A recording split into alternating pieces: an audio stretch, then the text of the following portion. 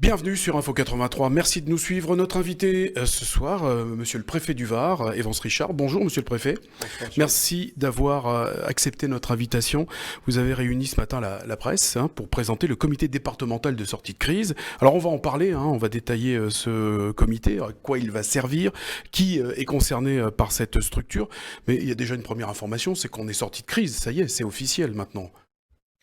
D'une certaine façon, force est de constater que la situation économique s'améliore. Il suffit de regarder l'évolution du chiffre d'affaires des entreprises du Var sur le premier semestre, donc qui a augmenté de plus de 15%, alors qu'au niveau national, on est à plus 10%. Et ce constat d'une reprise économique est partagé sur l'ensemble du territoire. Et c'est ce qui explique que le gouvernement ait souhaité mettre un terme au quoi qu'il en coûte, et mettre un terme notamment au fonds de solidarité qui était le principal outil pour venir en aide aux entreprises les plus exposées à la pandémie. Alors ce comité de sortie de crise était important, il fallait le mettre en place, c'est important d'accompagner les entreprises en douceur vers une totale reprise. C'est vrai que là, nous sommes sur une charnière au moment d'une transition qui risque d'être, pour certains acteurs économiques, un petit peu délicate. Donc, je vous l'ai dit, le gouvernement cesse de mettre en œuvre un certain nombre d'outils à un moment où les entreprises vont devoir assumer des charges qui ont été pour la plupart reportées, que ce soit des charges fiscales plus des charges sociales. Et puis, certaines vont devoir aussi commencer dans les prochains mois à rembourser leur PGE. Alors, vous dites cesse de mettre à disposition des entreprises des outils, il les remplace, parce qu'il y a d'autres outils qui vont arriver pour les entreprises qui auraient du mal à se remettre justement de cette période. Tout à fait. Donc, il y a deux. C'est le principe de ce comité. Deux dispositifs qui ont été mis en place. Le premier, c'est un fonds de transition qui doit permettre d'aider un certain nombre d'entreprises sensibles, soit par leur importance, soit par le type de production ou la sensibilité des produits qu'elles élaborent.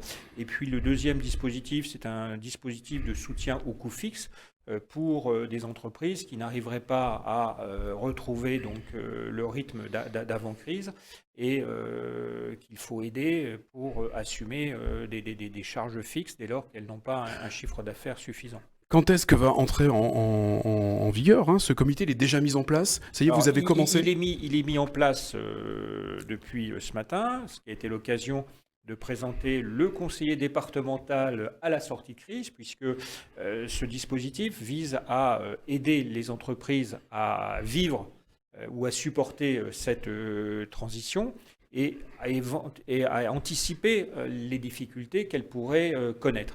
Donc le principe, c'est d'avoir un référent départemental, qui est un fonctionnaire de la direction départementale des finances publiques, qui sert d'interlocuteur unique et de guichet unique, c'est-à-dire que toutes les entreprises qui ont des questions, qui ont des inquiétudes, qui ont des difficultés, s'adressent à lui.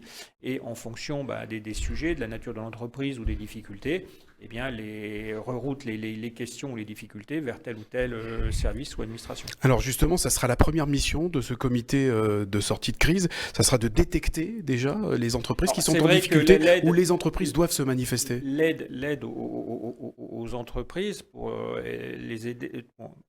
pour leur éviter des difficultés, est d'autant plus efficace que les difficultés sont détectées tôt. Alors, il y a deux moyens de détecter ces difficultés, soit d'attendre que le chef d'entreprise saisisse le conseiller départemental, mais on sait bien qu'il y a toujours beaucoup de prévention, de pudeur chez les chefs d'entreprise qui hésitent à s'ouvrir d'éventuelles difficultés, sauf au moment où ils sont totalement acculés à des impasses, et notamment des impasses de trésorerie.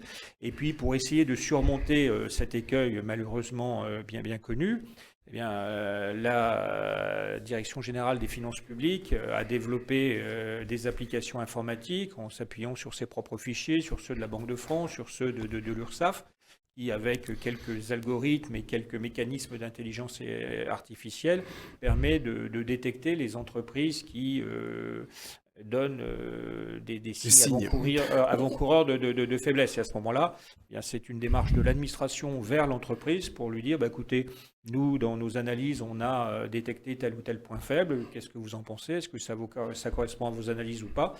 Et si oui, il faut en parler pour regarder comment on peut le surmonter. On sait combien d'entreprises sont concernées ici dans le Var par ces difficultés et qui pourraient être en difficulté? Nous, pour l'instant, la seule unité de mesure, c'est les entreprises qui s'adressent soit à la CCSF, donc cette conférence des chefs de services financiers, c'est-à-dire quand elles demandent des moratoires d'aide de charges fiscales ou sociales, ou des entreprises qui s'adressent directement au CODEFI. Force est de constater pour l'instant qu'elles sont très très peu nombreuses, donc c'est quelques dizaines à peine. Alors en fait, donc ce comité va détecter les entreprises, anticiper les difficultés également, et ensuite donc il y aura un rôle d'orientation. Il y a plusieurs partenaires, bien évidemment, dans ce comité qui vont intervenir pour encadrer plus exactement les entreprises. Pour essayer de leur permettre, avec une action concertée, leur permettre de passer donc ce cap un peu difficile. Quel est le profil des entreprises qui peuvent justement solliciter ce comité? C'est déjà des entreprises qui, la plupart, ont souscrit des PGE et des PGE importants, parce que c'est vrai qu'il va bien falloir à un moment donné les rembourser. Et puis, c'est souvent aussi des entreprises qui étaient déjà un petit peu fragiles avant la crise. Alors qu'on s'entende bien, c'est vraiment un accompagnement de sortie de crise. Est-ce qu'on ne risque pas d'assister à un engouffrement de certaines entreprises qui vont essayer de solliciter encore des aides, de faire durer encore un petit peu cette situation d'assistanat?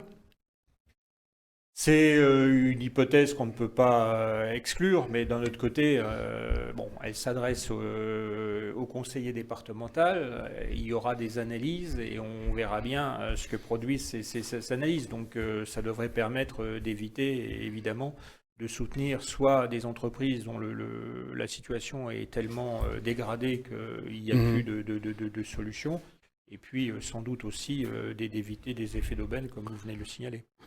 Des solutions financières donc aux entreprises, des délais de paiement pour les impôts notamment, les cotisations sociales, les plans d'apurement également de dette fiscale et sociale. C'est tout ce qui est prévu par ça. Ça, c'est un mécanisme qui est assez habituel et c'est vrai que ces dispositifs qui sont pour la plupart très très anciens ont connu un regain d'activité à la faveur de l'épidémie.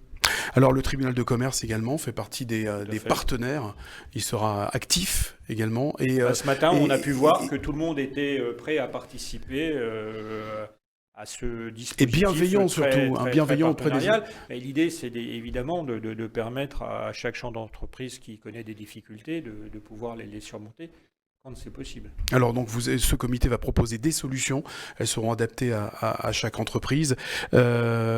Comment est-ce que vous allez fonctionner donc à partir de maintenant? Vous attendez donc que les entreprises vous appellent, vous allez aller au-devant des entreprises? C'est ce que je vous ai dit. Donc on a un numéro de téléphone, une adresse électronique qui est celle du CODEFI, et puis tous les mois, les ordinateurs de la DGFiP vont sortir des listes d'entreprises dont les algorithmes ont fait ressortir quelques fragilités, et donc on ira en fonction du nombre d'entreprises figurant sur ces listings, à la rencontre des chefs d'entreprise concernés. Le mot d'ordre sera l'indulgence, quand même, la bienveillance. Mais c'est toujours notre fil directeur dans l'action que l'on mène, et surtout en ces moments un petit peu difficiles. Combien de temps va durer le process jusqu'à la fin de l'année 2021, où il sera prolongé autant que faire se peut? Ça, on le verra à l'usage, mais cette idée d'anticiper les difficultés des entreprises, c'était déjà un enseignement qu'on avait tiré des crises précédentes. Et je pense qu'on va voir comment fonctionnent ces algorithmes. Je pense que ça nous donnera l'occasion sans doute de compléter ou d'améliorer encore le système, mais c'est un dispositif qui va s'inscrire dans le temps. Chères entreprises, entrepreneurs en tout cas, de différentes tailles, que ce soit les entrepreneurs individuels, pas les micro-entreprises. Je crois qu'ils ne sont pas concernés par ce dispositif, si quand même aussi. Toutes les entreprises. Mais a priori quand même tous les acteurs. Entreprises il n'y a pas de discrimination. Il y a certains dispositifs qui nécessitent de répondre à des seuils, soit de salariés, soit de chiffre d'affaires, mais l'idée c'est vraiment d'accompagner toutes les entreprises, quel que soit leur secteur, quelle que soit leur taille, Et là-dessus, les chambres consulaires sont avec nous pour nous y aider. On ne vous laissera pas tomber, hein, Exactement. c'est le mot du préfet du Var, donc qui était notre invité, Vance Richard. Vous pouvez donc vous référer sur le site, je suppose, hein, de la préfecture du Var. Alors, sur le site de la préfecture, ça y sera, sur celui de la DDFIP aussi. Et puis, on compte évidemment sur tous nos partenaires pour diffuser l'information. Ne broyez pas du noir, voilà, l'État est à côté de vous. Merci, monsieur le préfet. Ben, je vous en prie. Merci de nous avoir suivis sur Info 83.